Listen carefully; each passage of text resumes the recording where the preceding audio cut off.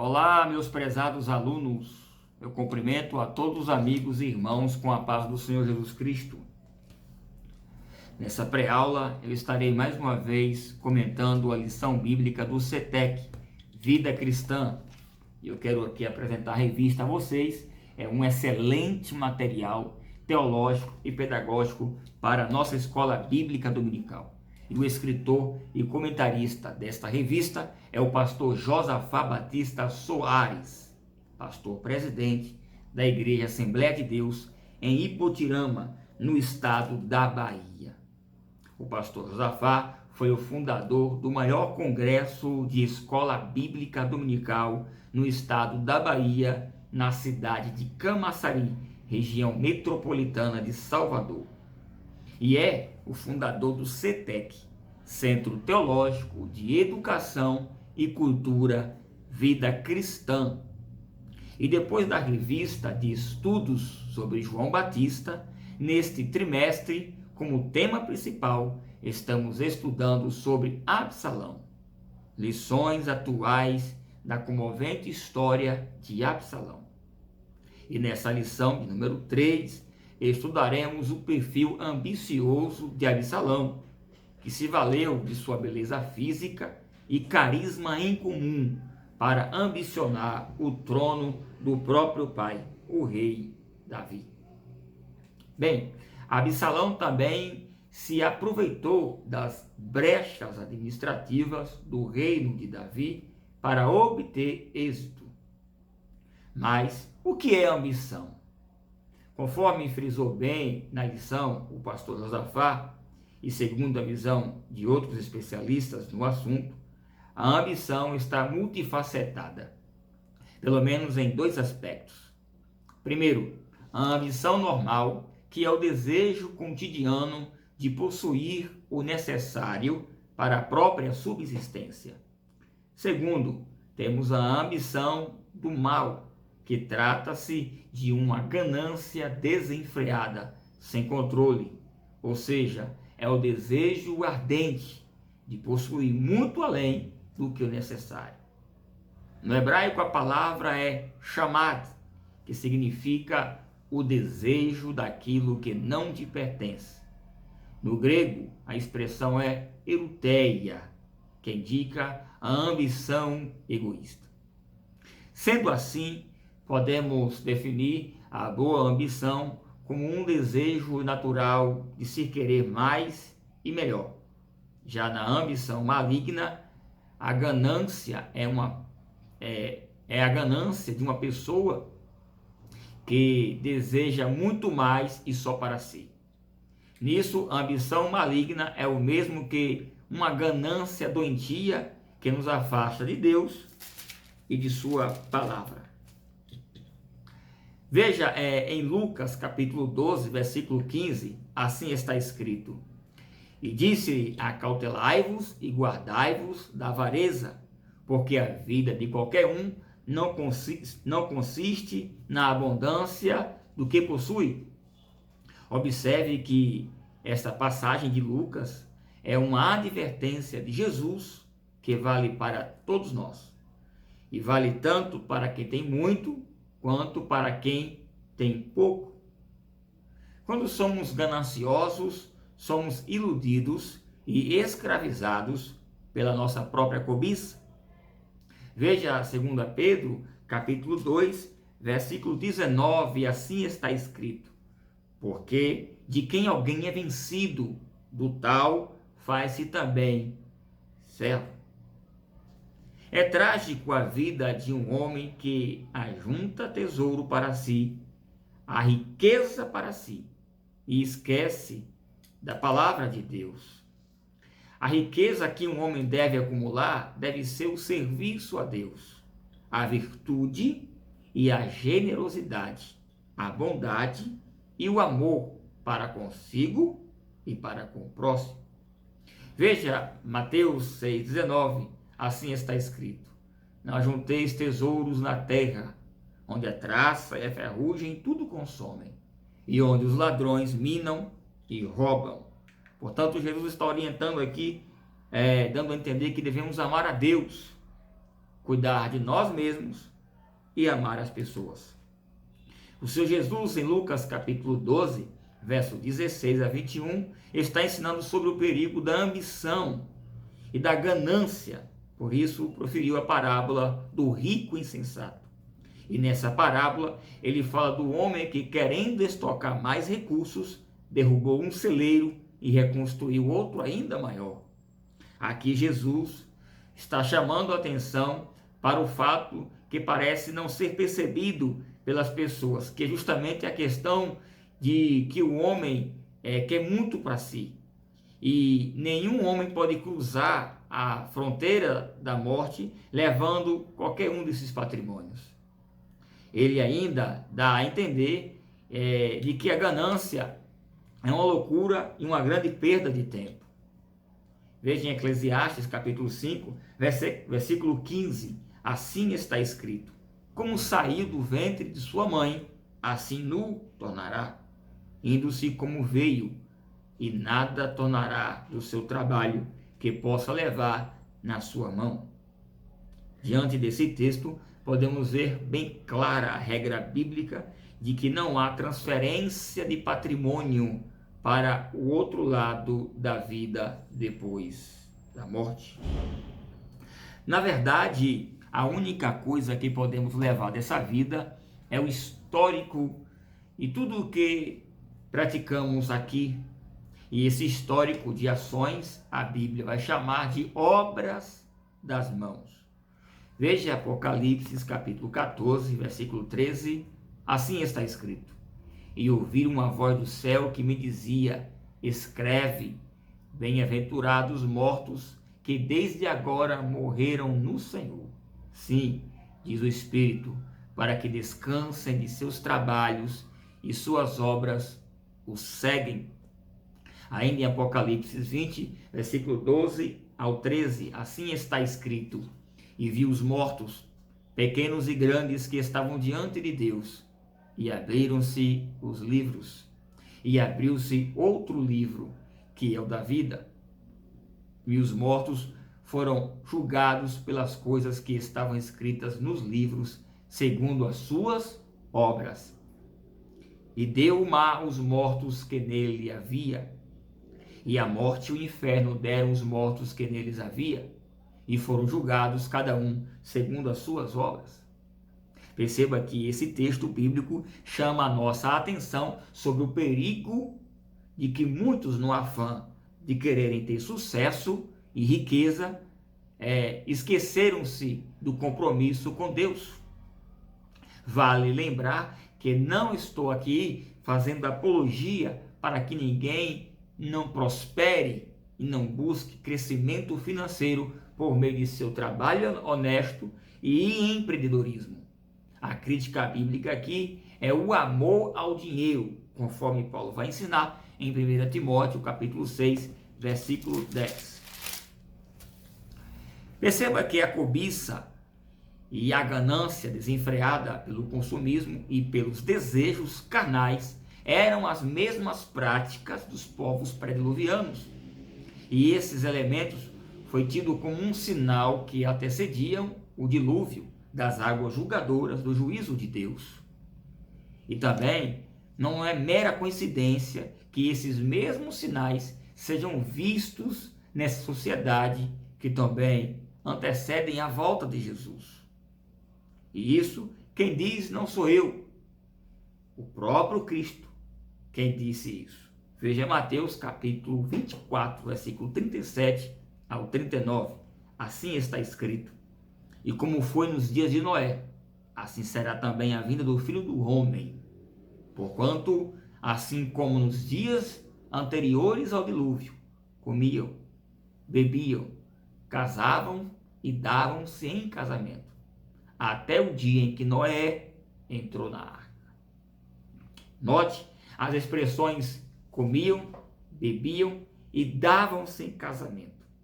Aqui, Jesus está dizendo que a geração que será pega de surpresa é a geração que vive em função das coisas boas dessa vida. Ele fala de uma sociedade semelhante ao homem da parábola do rico insensato, que derrubou um celeiro e reconstruiu um outro em seguida, ainda maior, e o estocou de muito mantimento. Ou seja, é uma sociedade extremamente ocupada, consumista, ansiosa, preocupada com o amanhã. O comer fala do consumo exagerado do estado de coisas, bens e serviços, comidas e incontáveis e incansáveis projetos pessoais de consumo físico e social. Já o beber nos fala do efeito ilusório de uma postura alienada da palavra de Deus. São as chamadas ideologias e heresias, ideias e pensamentos que têm um efeito ludibriante sobre a razão da fé. São como águas de fontes amargas quando falam sobre esse aspecto da bebida. Agora, com relação a casamento, casavam-se e davam-se em casamento, nos fala da mistura de uma geração que se dissolve em uma cultura pagã e relativista. A nossa lição, né? Por exemplo, aqui o comentarista nos fala do perfil ambicioso de Salomão, que possuía todas estas características. Bem, e aí falando sobre o perfil de Absalão, temos aqui enumerado em nossa revista 6 características. A primeira é que o ambicioso é um demagogo. O demagogo é uma pessoa que ganha popularidade em uma democracia explorando emoções alheias. Através do discurso, o demagogo desperta o povo comum contra as elites. Ele provoca as paixões de uma multidão. Os demagogos, geralmente as normas estabelecidas, tendem a ser contrariadas e subvertidas. Foi isso que Absalão fez com muito sucesso. A demagogia é um pecado sutil que passa desapercebido diante de nossos olhos.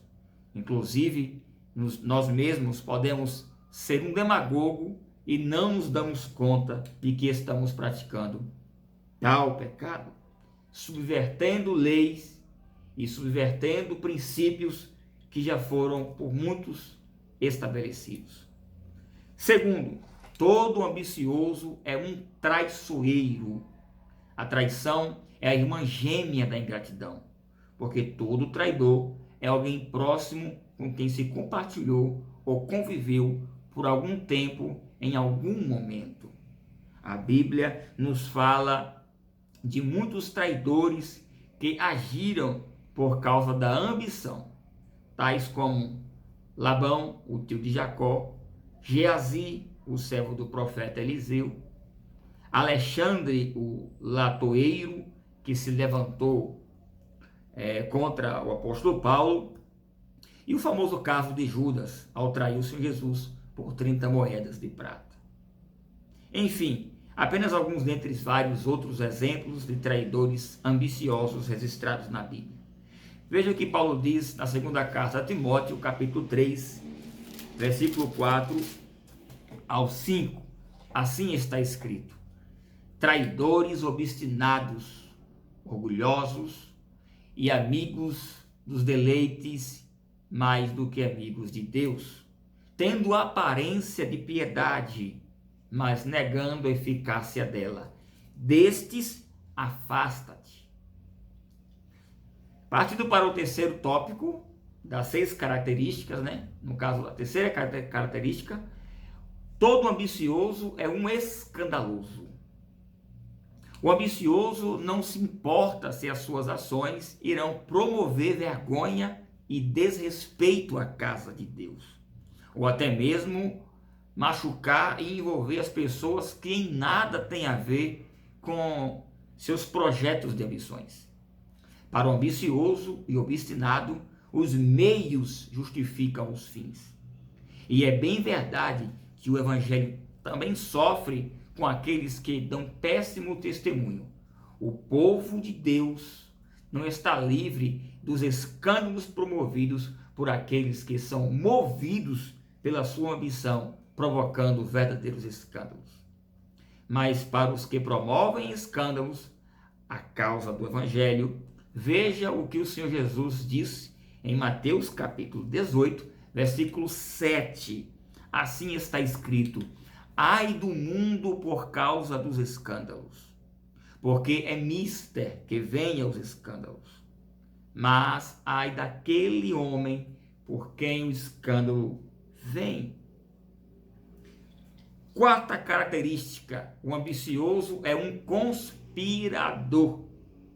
Absalão montou uma intricada engenharia de conspiração tão bem organizada que ele acabou envolvendo 200 homens valorosos do rei que foram envolvidos naquela conspiração do golpe na celebração que ocorreu de coroação de Absalão como rei, na ocasião na cidade de Hebrom.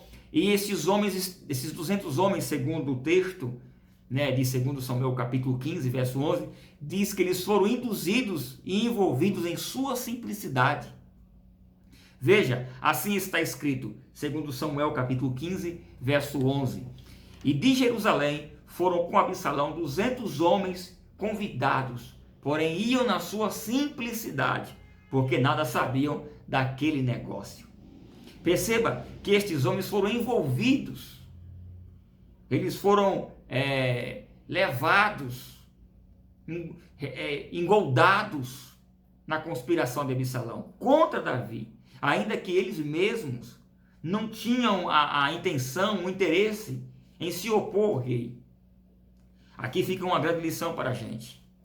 Muita gente sem intenção de acabar sendo contra ou se envolvendo em alguma redoma de conspiração contra alguém, é levado pelo engodo. E muita gente acaba se envolvendo em conspiração contra o próprio Deus, justamente porque não procura antes estudar a sua palavra. E sabe o que e saber o que ela diz acerca daquele assunto A ou aquele assunto B. Hoje, atualmente, nós temos as conspirações ideológicas que sutilmente têm invadido famílias, igrejas, escolas.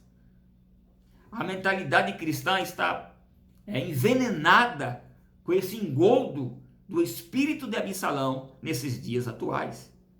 E se o cristão não estiver vigilante e de posse das Escrituras, ele pode se achar envolvido em uma verdadeira conspiração contra o reino de Deus e o seu evangelho, ainda que em sua simplicidade.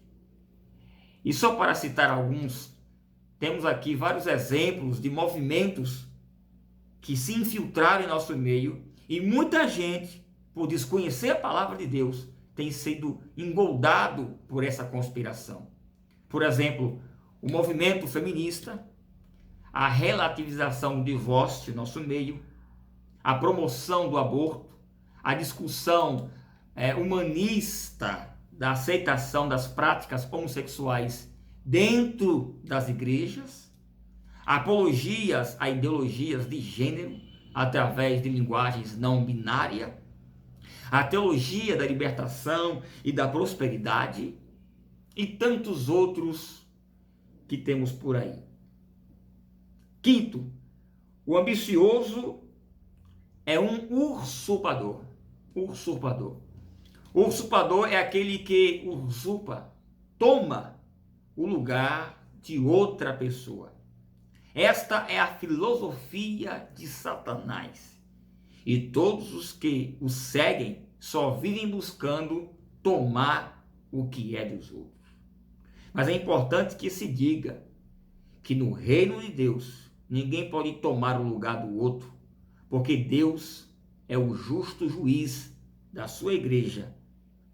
Mas é uma vergonha que os cristãos briguem por cargos e posições dentro da igreja.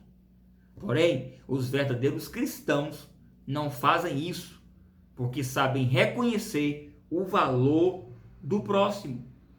Veja Filipenses capítulo 2, versículo 3, assim está escrito: Nada façais por contenda ou por vanglória, mas por humildade, cada um considerando o outro superior a si mesmo. E por último, por fim, e sexta característica, o ambicioso é um arrogante. Veja em Provérbios capítulo 6, versículo 16 e 17, que diz que Deus ali abomina os olhos altivos. João Calvino, grande teólogo e reformador protestante, disse certa vez: se quisermos dar lugar ao chamado de Cristo, que bem longe de nós esteja toda a arrogância. Lembre-se que por causa da arrogância, o diabo se tornou o que ele é hoje. O orgulho e a arrogância nos apresenta todos os demais vícios que corrompem o homem. O orgulho é uma condição mental que mais se opõe contra Deus e sua palavra. A arrogância é sinônimo de orgulho, e o orgulho faz parte da mesma família da altivez, da soberba. A arrogância é tão terrível que muitos estudiosos do livro de Jó concordam que Deus permitiu toda a aprovação de Jó justamente para afastá-lo da sutileza da soberba que se aproximava dele. A arrogância é tão terrível que Deus considerou preferível deixar o espinho na carne do apóstolo Paulo para que o impedisse dele vangloriar-se por causa das excelentes revelações que lhe foram dadas. Veja o que o próprio apóstolo Paulo disse em sua segunda carta a Coríntios, capítulo 12, versículo 7. Assim está escrito: e para que não me exaltasse pela excelência das revelações, foi-me dado um espinho na carne, a saber, um mensageiro de Satanás, para me esbofetear, a fim de que eu me não exaltasse. Veja que Absalão perdeu a guerra justamente porque ele rejeitou o conselho de Aitofel, que aparentemente era simples, porém eficaz. Mas ao invés de escutar Aitofel, ele tomou para si o conselho de Uzai, porque Uzai deu a ele a ideia que todo arrogante quer: se promover. E a ideia de esperar que mais soldados viessem sendo convocados, recrutados para lutar e marchar contra o rei Davi, essa ideia dele montado em um cavalo conduzindo um grande exército contra o pai, pinçou o coração de Absalão por causa de sua arrogância e ao mesmo tempo deu tempo para que Davi se reorganizasse. O arrogante Absalão não percebeu que quantidade não é qualidade. Que Deus te abençoe muito, e se Ele nos permitir, nos encontraremos na próxima aula. Amém. E um abraço aos meus alunos.